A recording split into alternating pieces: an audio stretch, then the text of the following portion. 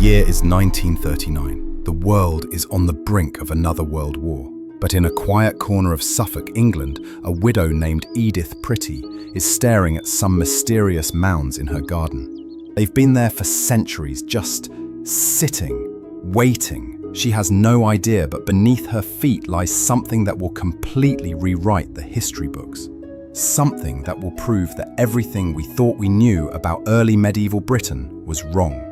This is the story of Sutton Hoo, and how one grave changed everything we knew about Britain.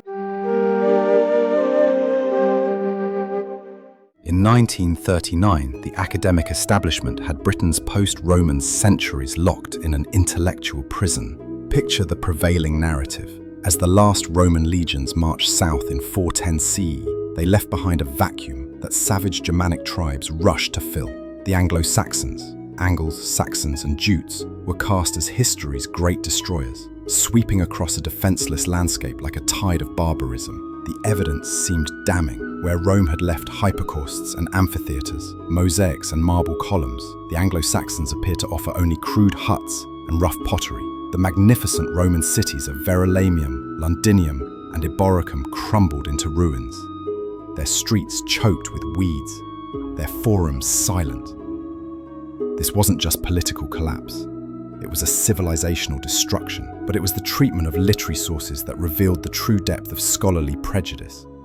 Beowulf, that thunderous epic of monsters and heroes, golden halls and ring-giving lords, was dismissed as pure fantasy, the medieval equivalent of fairy tales.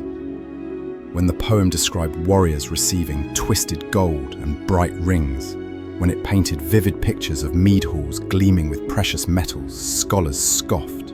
This was obviously compensation fiction, they argued, a primitive people's fantasy of wealth they could never possess. The Oxford Don, Edward Gibbon, had set the tone 2 centuries earlier, writing of the triumph of barbarism and religion over classical civilization.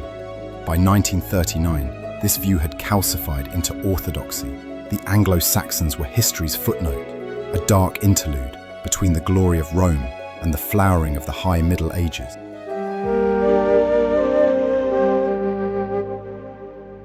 Enter Edith Pretty. She's a widow living at Sutton Hoo house in Suffolk, and she's got a problem. Her estate has these 18 mysterious mounds scattered across the landscape. They're not natural, that much is obvious. But what are they? Local folklore whispered about buried treasure.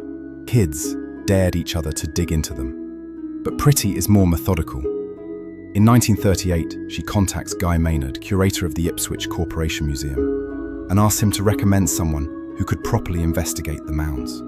Maynard knows just the person. Basil Brown. Now, Brown isn't your typical archaeologist.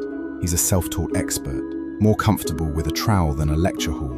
The son of a farmer, he left school at 12, but taught himself archaeology, astronomy, and ancient languages. He's exactly the kind of person the academic establishment would overlook.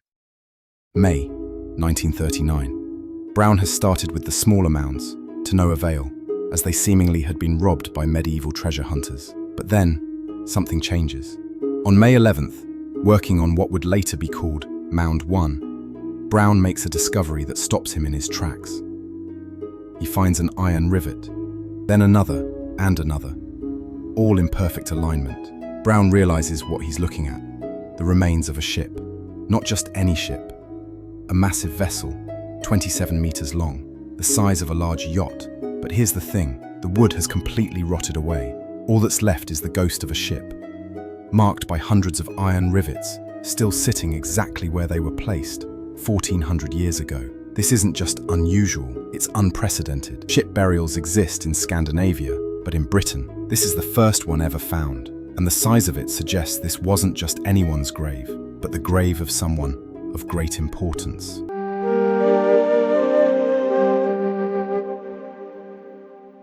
As Brown carefully excavates the center of the ship, he discovers something that makes his heart race. A burial chamber. And it's intact, untouched by medieval robbers. What he finds inside defies everything historians thought they knew about 7th century Britain. Gold, lots of it. A massive gold belt buckle weighing nearly half a kilogram. Gold shoulder clasps, inlaid with garnets and colored glass. silver bowls from the Byzantine Empire, coins from France. But the crown jewel literally is the helmet. Reconstructed from hundreds of fragments, it's a masterpiece of metalwork. Bronze, iron, silver and gold, decorated with intricate scenes of warriors and mythical creatures. This isn't the work of barbarians, this is sophisticated international craftsmanship. And here's the kicker, the burial goods aren't just local, they're from across the known world. Garnets from India, silver from the Byzantine Empire. The person buried here had connections that spanned continents. This is starting to look less like a dark age and more like a golden age nobody knew existed. But there's a problem. It's August 1939. Hitler is mobilizing across Europe.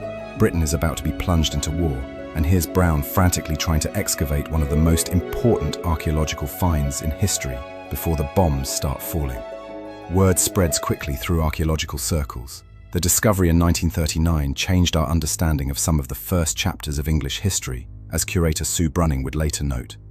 But right now, in the summer of 1939, they're just racing against time. The site is so important that police are stationed around the clock to guard it. A police guard was set up to keep the excavation site secure. Think about that. In the middle of preparing for World War II, Britain is dedicating police resources to protect a hole in the ground in Suffolk.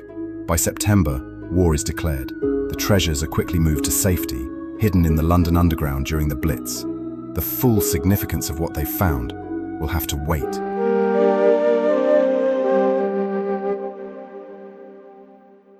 After the war, as scholars finally get time to properly study the Sutton Hoo treasures, the implications become staggering. This isn't just a rich grave, it's evidence of an entire civilization that history have forgotten. The burial dates to around 625 CE, right in the heart of what we used to call the Dark Ages. But there's nothing dark about this. The person buried here, most likely Radwald, King of East Anglia, lived in a world of international trade, sophisticated craftsmanship, and political complexity that rivals anything from the later medieval period. The grave goods were exquisitely crafted out of materials from around the world and suggested that the early medieval society portrayed in epic poems like Beowulf might be more reality than myth. Suddenly, those fantasy descriptions of golden halls and magnificent treasures don't seem so fantastical. The discovery completely revolutionized our understanding of early medieval Britain. A time that had been seen as being backward was illuminated as cultured and sophisticated. The Dark Ages weren't dark at all. They were a golden age that had been hiding in plain sight.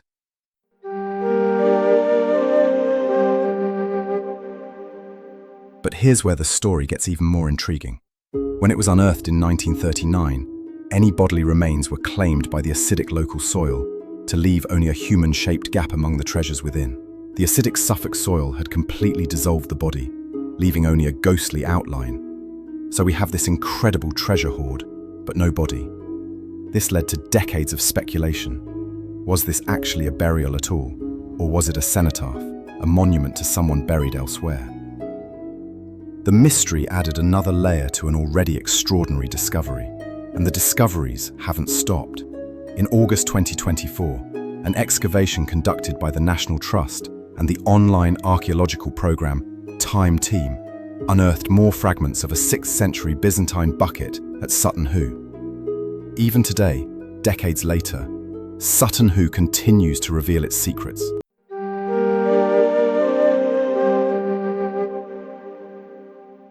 The impact of Sutton Hoo extends far beyond archaeology.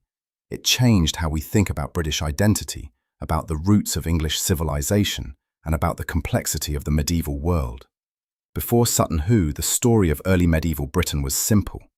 Romans left, barbarians arrived, civilization collapsed. After Sutton Hoo, we realized that story was completely wrong. The Anglo-Saxons weren't destroyers of civilization, they were builders of a new one, sophisticated and internationally connected.